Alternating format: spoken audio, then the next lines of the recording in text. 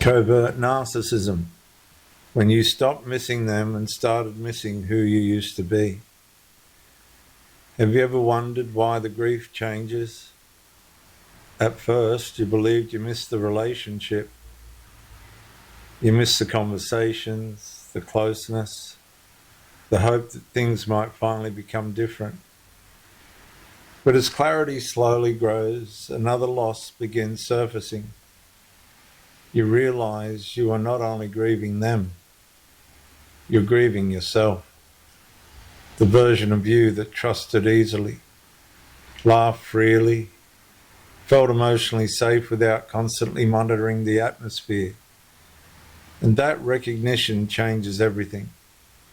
Because the trauma bond does not only attach you to another person, it quietly separates you from yourself. Love should not require you to lose yourself before you realize what you've lost, but eventually it can,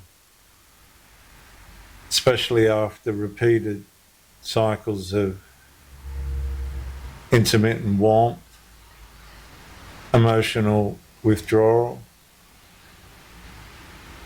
hope interruption, blame reversal, and temporary reassurance have conditioned the nervous system to survive instead of simply live. And that's the captivity. One day you realize the relationship did not only consume your peace, it consumed your spontaneity,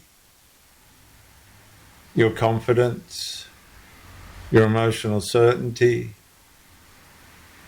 and perhaps most painfully, your ability to feel fully present inside your own life.